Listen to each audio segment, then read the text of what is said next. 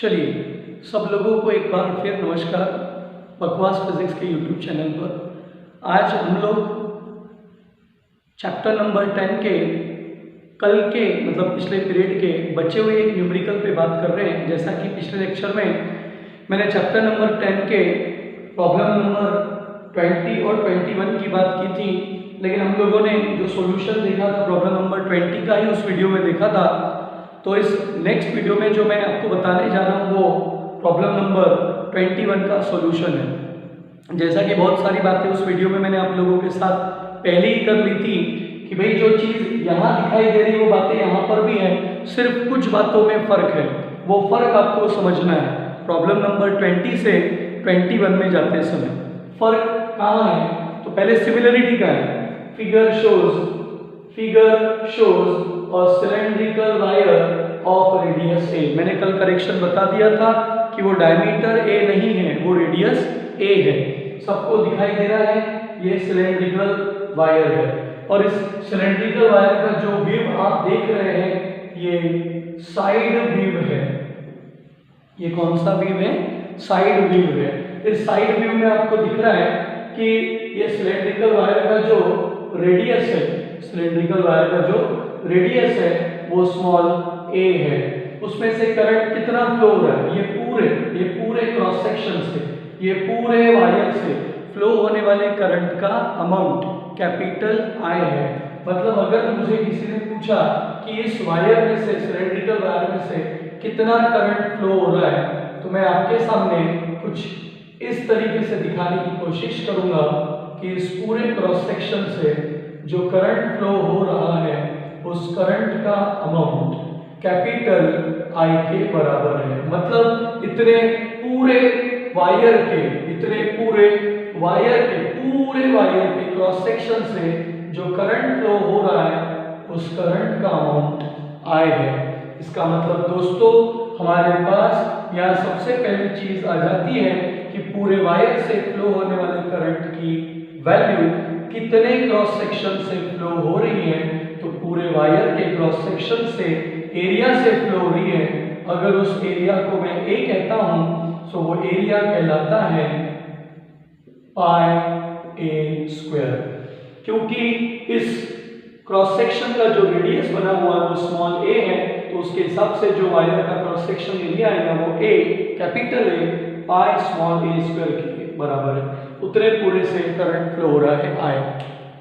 तो सेंटेंस लिखा है figure shows a cylindrical wire, सबको दिखाई दे रहा है। वास्तविकता वायर कैसा होता है? ऐसा। वास्तविकता वायर कैसा होता है? ऐसा।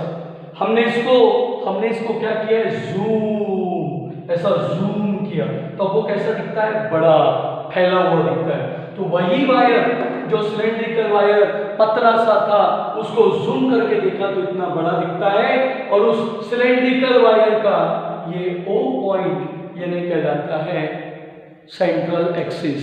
ये है उस सिलेंड्रिकल वायर का सेंट्रल एक्सिस। लेकिन सेंट्रल एक्सिस से ऊपर जाओ, नीचे जाओ, लेफ्ट जाओ, राइट जाओ, क्योंकि ये साइड व्यू है, ये वायर का साइड व्यू है। ऐसा दिख रहा है यहाँ से फ्लो हो रहा है करंट, यहाँ से हर जगह से, पूरे क्रॉस सेक्शन से। ये है क्रॉस सेक्शन। आप बोलोगे सर ये क्या है? ये वायर है, सिलेंड्रिकल वायर, तो उसके पूरे वायर से फ्लो होने वाला करंट आया है, तो ये साइड व्यू है। अभी जब अपन फ्रंट व्यू देखते हैं तो समझ में आता है ये है पूरा क्रॉस सेक्शन जिसका रेडियस स्मॉल ए है। उस रेडियस स्मॉल ए से फ्लो होने वाला, उस रेडियस ए वाले के cross section area pi a square से फ्लो होने वाला करंट का अमाउंट है कैपिटल आई, और वो रिश्ता करंट का क्रॉस सेक्शन एरिया के साथ होता है डायरेक्टली प्रोपोर्शनल। हम रेजिस्टेंस का रिलेशन जानते हैं, उस रिलेशन से बातें पता है। रेजिस्टेंस कंडक्टर की लेंथ के साथ होता है डायरेक्ट, और एरिया के साथ होता है इनवर्स। लेकिन आप ये भी जानते हैं कि उस रेजिस्टेंस का रिश्ता करंट के साथ होता है इनवर्स। इस पर से पता चलता है कि करंट का रिश्ता एरिया के साथ होता है डायरेक्टली प्रोपोर्शनल। मतलब हर चीज हमारे सामने मौजूद है, हमें सिर्फ थोड़ा ध्यान से समझना है। तो पूरे सिलेंड्रिकल वायर से जिसका रेडियस ए है, जिसका cross section area capital A pi a square के बराबर है, उससे फ्लो होने वाले करंट का अमाउंट I है। जब शुरुआती कंडीशन कल की देख रहे थे तो दिखाई दे रहा था कि करंट डेंसिटी जो कि in the direction of central axis है वो वेरी कर रही है linearly with radial distance small r from the axis according to the relation J equal to J0 R by A, और हमने कल उसकी मैग्नेटिक फील्ड निकाली थी। लेकिन दोस्तों आज जब हम बात करने जा रहे हैं तो आज की कंडीशन में प्रॉब्लम नंबर 21 में ये लीनियरली वेरिंग वाली टर्म मौजूद नहीं है। आज की कंडीशन है also find the magnetic field B inside the wire at a distance small r from its center if the current density is uniform across the cross section of the wire. Current density J की value uniform है, cross section पर constant है, मतलब हर area के ऊपर से flow होने वाला करंट यूनिफॉर्म है। कल ऐसा नहीं था। कल के प्रॉब्लम में, पिछले प्रॉब्लम में, नेक्स्ट जो प्रॉब्लम हमने देखा था उसमें हमने ऑब्जर्व किया था कि जो करंट था सेंट्रल एक्सिस से हम जैसे जैसे बढ़ते जा रहे थे di, तो जितना उससे दूर जाते जा रहे थे स्मॉल r का वैल्यू लगातार बढ़ते जा रहा था, और वो बढ़ते बढ़ते हम एक्सटेंशन मतलब एक्सट्रीमिटी तक जाएंगे तो वो वैल्यू लगातार बढ़ते जाएंगे और पूरे का सम कैपिटल I के बराबर होगा, इंटीग्रेशन कैपिटल I के बराबर होगा। लेकिन आज यूनिफॉर्मिटी मेंटेन है, यूनिफॉर्मनेस मेंटेन है पूरे क्रॉस सेक्शन पर। मतलब अगर कल की बात करें तो इतने पोर्शन पर, इतने एरिया पे जितना करंट था इधर गए तो उतना ही एरिया था, लेकिन करंट थोड़ा और ज्यादा था।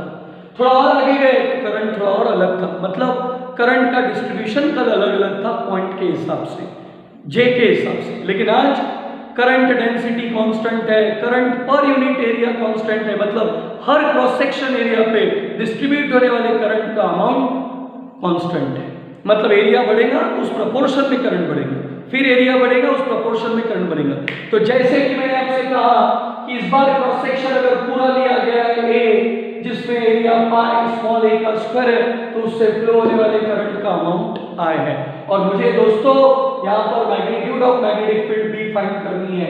कितने डिस्टेंस पर? ये inside the wire magnetic field find करनी है, वायर के अंदर। ये पूरा वायर है, इसके आउटसाइड में फाइंड आउट नहीं करनी, ऑन द फाइंड आउट नहीं करनी है। अगर आप लोगों ने वायर की रेडीमेड एम्पियर सर्किट लॉ से फॉर्मूले पढ़े होंगे तो आप लोगों को पता होगा कि वायर के आउटसाइड में मिलने वाला मैग्नेटिक फील्ड, वायर के आउटसाइड में मिलने वाला मैग्नेटिक फील्ड, अगर ये वायर है यहाँ से करंट फ्लो हो रहा है I, सराउंडिंग में जनरेट होती है मैग्नेटिक फील्ड, और उस मैग्नेटिक फील्ड को अगर आप कैलकुलेट करते हो डिस्टेंस स्मॉल r पर, उस करंट की वजह से मिलने वाली मैग्नेटिक फील्ड μ0I/2πr है आउटसाइड में, क्योंकि उसने करंट एनक्लोज किया है I। यही मैग्नेटिक फील्ड आप करंट कैरिंग वायर पे भी फाइंड आउट कर सकते हैं। वायर है, यहाँ से करंट फ्लो हो रहा है I, इस पॉइंट पर भी अगर आप मैग्नेटिक फील्ड निकालने जाते हो, इस पॉइंट पर भी, तो यहाँ पर जो भी डिस्टेंस है स्मॉल r, आउटसाइड नहीं है, ऑन द है, तो स्मॉल r की वैल्यू उस वायर के रेडियस के बराबर है। तो जो मैग्नेटिक फील्ड मिलेगा वो μ0I/2π कैपिटल R के बराबर कहलाएगा। अगर इन दोनों बातों का आपको समझना है तो उसको समझने के लिए आप इस डायग्राम को इस तरीके से देख सकते हैं, दोनों बातों को समझने के लिए कि भाई ये एक वायर है, सभी गौर से देखिएगा, ये एक वायर है, ये वायर का रेडियस कैपिटल R है, यहां से क्रॉस सेक्शन से फ्लो होने वाले करंट का अमाउंट I है, और अगर मुझसे कहा जा रहा है इस क्रॉस सेक्शन से फ्लो होने वाला करंट I है, इस पॉइंट P पर मैग्नेटिक फील्ड बताइए कितनी है, तो सब जानते हैं according to right hand thumb rule, अगर यहां से ऐसा करंट फ्लो होगा तो मैग्नेटिक लेंस ऑफ फोर्स बाहर की तरफ आएंगी, अंदर से बाहर की तरफ आएंगी मैग्नेटिक लेंस ऑफ फोर्स, और ये मैग्नेटिक लेंस ऑफ फोर्स जब करंट ऐसा रहेगा, करंट इस डायरेक्शन में रहेगा, magnetic lens of force circulating बाहर आएंगी तो उसे टच करके जाने वाली डायरेक्शन वो टेंजेंशियल डायरेक्शन देगी मैग्नेटिक फील्ड इतने डिस्टेंस पर। तो ये जो डिस्टेंस है वो अगर स्मॉल r है तो μ0I/2πr ये मैग्नीट्यूड ऑफ मैग्नेटिक फील्ड है according two ampere circuital law. अगर ये पॉइंट P यहाँ आउटसाइड ना होकर ऑन द होता, तो दोस्तों जरा ध्यान से देखिए, ये पॉइंट P आउटसाइड ना होकर ऑन द होता, तो ये जो डिस्टेंस पॉइंट P का और ये सेंट्रल एक्सिस का था, जो स्मॉल r था, वो स्मॉल r यहाँ ना होकर यहाँ होता, और वो small r radius of the wire के बराबर होता। तो जो फील्ड मिलती इस पॉइंट B पर वो μ0 I upon 2 pi capital R होती दोस्तों। लेकिन अभी जो टारगेट आपको दिया गया है इस प्रॉब्लम में, ये करंट कैरिंग वायर जैसा ये है वैसा ही है, आउटसाइड में फाइंड नहीं करना है, ऑन द फाइंड नहीं करना है, फाइंड करना है magnetic field inside the wire, wire के अंदर। कहां पर? Eight a distance small r, axis से डिस्टेंस स्मॉल r। देखो लिखा है inside the wire eight a distance small r from its centre. कब? जब J is uniform across the cross section of the wire, अर्थात जब J क्या रहेगा? कांस्टेंट। तो मुझे दोस्तों बाकायदा इसी प्रिंसिपल मतलब एम्पियर सर्किट लॉ का यूज करते हुए, जैसा आउटसाइड का answer μ0 I upon 2 pi small r होता है, ऑन द का answer μ0 I upon 2 pi capital R होता है, वैसा इनसाइड का आंसर कुछ तो भी होता है। लेकिन दोस्तों वो आंसर जो सरफेस पे मिला वो सबसे बड़ा होता है मैग्नेटिक फील्ड का। आउटसाइड जाते हैं तो भी थोड़ा सा क्या होता है? कम होता है। सेंटर पे जाओगे तो अमाउंट मिलने वाला नहीं है। तो हम सेंटर से ध्यान दीजिएगा दोस्तों, मैं सेंटर से सरफेस पे फाइंड नहीं कर रहा हूं, सेंटर से आउटसाइड पे फाइंड नहीं कर रहा हूं, मैं सेंटर से थोड़ा सा डिस्टेंस स्मॉल r पे फाइंड आउट कर रहा हूं, जो यहां डायग्राम में दिख रहा है। इस पॉइंट पर मैग्नेटिक फील्ड, उस डिस्टेंस स्मॉल r पर मैग्नेटिक फील्ड। तो उस मैग्नेटिक फील्ड को निकालने के लिए आप लोगों को ये बात को ध्यान रखने की जरूरत नहीं है, क्योंकि यहाँ पर ये रिलेशन करंट डेंसिटी वाला हमारे काम का नहीं है, क्योंकि ये प्रॉब्लम नंबर 20 का हिस्सा था। हमारे प्रॉब्लम 21 के लिए जो काम की बात है उसके बाद वो ये है, यहाँ से यहाँ। हमारे लिए ये बात समझना बेहद जरूरी है। हमारा टारगेट है कि अगर एक यूनिफॉर्म सिलेंड्रिकल वायर है जिससे फ्लो होने वाला करंट I है, जिस वायर का रेडियस स्मॉल a है, this is the radius of wire, cylindrical wire small a। ये r रेडियस नहीं है, ये r वो डिस्टेंस है जहां पर मुझे मैग्नेटिक फील्ड फाइंड आउट करनी है फ्लो होने वाले करंट की वजह से। तो जो करंट फ्लो हो रहा है इतने पोर्शन से मुझे उसके लिए फाइंड आउट करनी है दोस्तों मैग्नेटिक फील्ड। सर आप कहना क्या चाहते हैं? दोस्तों मैं ये बताना चाहता हूं कि अगर पूरा cross section area pi a square था, उसका करंट अगर I था, लेकिन अगर मैं इस पॉइंट पर मैग्नेटिक फील्ड निकालना चाहता हूं तो इतने ही क्रॉस सेक्शन से फ्लो होने वाले करंट की वजह से निकाल पाऊंगा मैग्नेटिक फील्ड। अब इतने पोर्शन से जो करंट फ्लो हो रहा है उसका अमाउंट जो है वो I डैश है। इतने पोर्शन से फ्लो होने वाले करंट का अमाउंट I डैश है, जो कि प्रोपोर्शनल है फिर से अपने एरिया A डैश, इतने पोर्शन के एरिया के साथ। इतने पोर्शन का एरिया यानी पाई स्मॉल r का स्क्वायर। अगर आप इन दोनों रिलेशन को ध्यान से देखो और मैं उसे इक्वेशन 1 और 2 कहूं और आपसे कह दूं कि इक्वेशन 2 को मैं 1 से डिवाइड कर रहा हूं, सर ये सब क्यों कर रहे हैं? ये सब कर रहे हैं इन टर्म्स ऑफ I, यानी I डैश की वैल्यू I के फॉर्म में क्या हो सकती है जानने के लिए, क्योंकि हमें अपने प्रॉब्लम को सॉल्व करते समय इन छोटी छोटी बातों की जरूरत पड़ेगी। सो I डैश अपॉन I की वैल्यू दिखाई दे रही इक्वेशन 2 डिवाइड बाय 1, तो आपको टर्म मिलेगा पाई स्मॉल r का square divided by pi a square. अगर इसे हम आगे बढ़ाते हैं, पाई से पाई कैंसिल करते हैं, तो I डैश की वैल्यू हमें मिलेगी small r square into capital I, small r square into capital I upon a square.